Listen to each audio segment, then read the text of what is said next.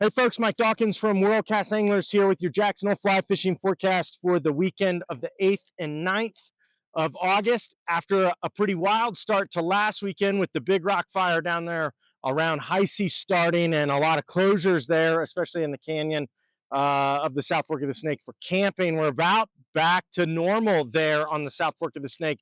Camping is permitted again, so, have at it. Your summer overnight trips for the weekend are there and full throttle and ready to go.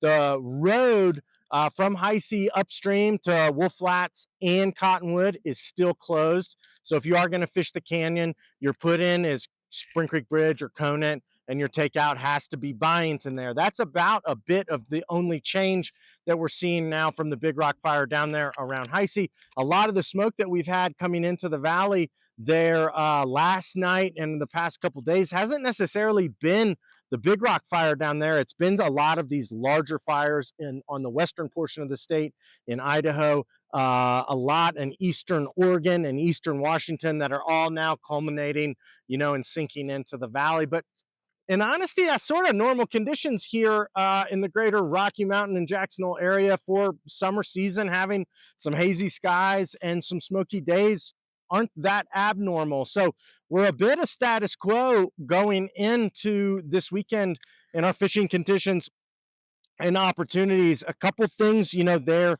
to note and change was just the reopening of camping there on the South Fork of the Snake.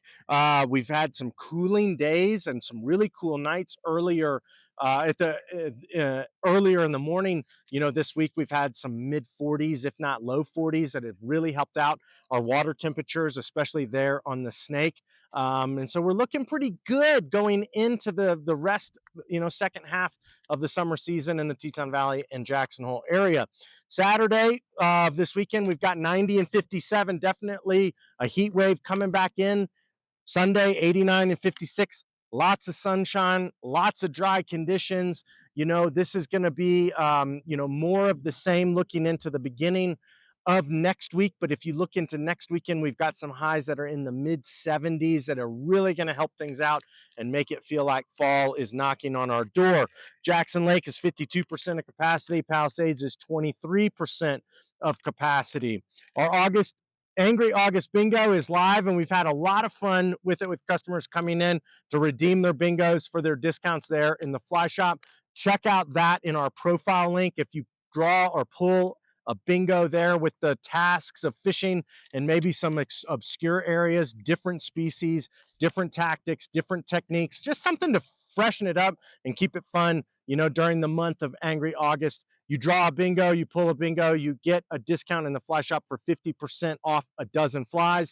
There's associated bingos, with that. And then if you black out your board, there's a separate prize for $50 off any purchase of $100 or more. And we're going to enter you in to a grand prize that'll be due on September 5th for a $250 gift card in the WCA Fly Shop, a pair of Sims Drifter AT shoes, and a Scientific Angler's fly line. Check that out to sort of mix it up and have some fun in Angry August. South Fork of the Snake, we saw flows come back up to 12,200 CFS coming out of Palisades, 12,900 CFS there on the lower river. It seems like as consumptive water users downstream got a lot of their hay or some of those initial first cuts where they had their sprinklers off. The sprinklers are back on now, and we saw that those flow increases come up. This South Fork of the Snake is still a mutant game. Early morning periods have been really good. As I drilled home last week, most to all of our fishing windows and our good productive fishing times are going to be early in the morning before those water temperatures creep up in that 67, 68 degrees, which can be pretty harmful to our trout friends. So look for all the options as well as the South Fork of the Snake, as I was just saying, to be really good in that dawn to noon, 2 p.m. We're seeing a leftover smatterings of some PMDs, leftover smatterings of caddis. Terrestrials are starting to make their play, hoppers, beetles, and ants. And as we get some of these first days of those cooling water temperatures and maybe some of those cooler nights and days looking into our 10-day, I'd start throwing some mahoganies, some mahogany nymphs and some mahogany dries to sort of mix it up. As those bugs are sort of knocking on our door, they're just waiting for some of those more consistent fall fishing conditions. The Snake in Jackson, 5,000 CFS coming out of Jackson Lake Dam, 6,570 CFS on the lower river. Clarity on the south on the Snake has improved, but it's still a little bit off, a little bit sort of grainy, a little bit glacial. Any of those descriptive adjectives sort of in that range. We saw water temperatures, or at least I did when I was looking at the gauges. They were down there below 66 degrees the past 3 days. They never peaked at anything over that. And we saw some early morning water temperatures there at 62 and 61. So those cool nights really helped us out. Mutant stones there on the Snake, as well as terrestrials, hoppers, Chernobyl bugs, things of those sorts, beetles, ants, leftover PMDs, and caddis are going to be your main hatches of what you're going to see there.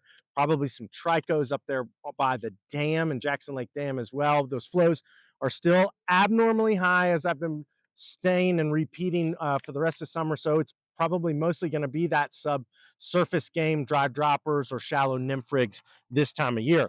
The Teton in the Valley, 272 CFS coming out of Driggs, 527 CFS on the lower river. Similarly to the Snake, we're seeing some of those warmer water temperatures, especially in the afternoon, noon to 2. Carry the thermometer, use it, take some sample readings throughout the day. We're going to have variable conditions. Smoke can cause overcast skies and not as much sunlight. They may cool things down in one place or another. So just because there's this omnipresent message of you have to stop fishing at this time or this place or whatever, it's good practice just to watch where you are and what you're doing. The Teton up here, we're still seeing some PMDs, still seeing some caddis. Those hatches, those summer hatches are definitely waning, and I would fill that time with those terrestrials, hoppers, beetles, ants, low light periods, early morning periods when water temperatures are their coolest. Henry's Fork, 996 CFS coming out of the Box Canyon Island Park, 1,630 CFS down there around Ashton. The river around Ashton, a bit of the same. You're probably going to get sick of me saying it. It's that early morning period. If you want to concentrate on it, look for those PMDs, maybe some rusty spinners, hoppers, beetles, and ants. If you get a cloudy day or some of these cooler mornings and cooler days, have at it, check it out. It's definitely one of those things that hasn't been, necessarily like on the radar, but you can sort of fill some gaps of your fishing windows with watching those conditions and seeing what's going on. Midday periods when it's 90 degrees or maybe even mid 90s over there in Ashton, I probably would write it off outside of those early morning periods. Warm River to Ashton with dry droppers, Riverside, Hatchery Ford, Lower Mesa, all of that stuff is still productive and good, concentrating on those early morning periods. The ranch, we've seen most of the PMDs sort of fall off there. We're really looking at, terrestrials, those honey ants, small ants, beetles, smaller profiled hoppers. I'd mix in a rusty spinner, some techie profiled PMDs in there as well, but we're really going to need some more cooling weather to get those mahoganies and some of those fall hatches started. Flat Creek opened on the 1st, and while it was in that voluntary closure notice from Wyoming Fish and Game that I talked about last week, where Fish and Game was suggesting anglers in the catch and release aspect to stop fishing on the Snake after, as well as Flat Creek from 12 p.m. on. Those early morning periods, they should be quite, good with those PMDs, rusty spinners. I'd be ready with midges. I'd be ready with some calabatus, and I'd be ready with a lot of terrestrials. And as that fishing should only progressively get better as we get cooler water temperatures and some of those crowds start to taper off there from the excitement of the first opener there of Flat Creek on August 1st. That's about it. I've been personally fishing on a lot of Walk Wade tributaries. Still a lot of cool, clean water up top. We're seeing some good hatches, of terrestrials, stoneflies, PMDs, mayflies, caddis. It's a great time of year to put on the backpack, get out, walk around, explore, and do something new. So don't rule those out. South Fork tributaries, Palisades reservoir tributaries, Snake tributaries, depending on clarity. There's a lot of great options. We had some good reports coming out of the Beckler. Those are a lot on hoot owl closures. You'll definitely want to check those out. But we should start to see some things shift around, especially with our 10-day forecast with some highs there in the 70s coming into next week. Fly Shop is open 7 a.m. to 8 p.m. every day. Stop in, reload, get ready for the second half of summer. Check out our Angry August Bingo Challenge to turn those frowns upside down here in the Angry August time period. Have a great weekend and a safe weekend on the water, and we'll see you here next week.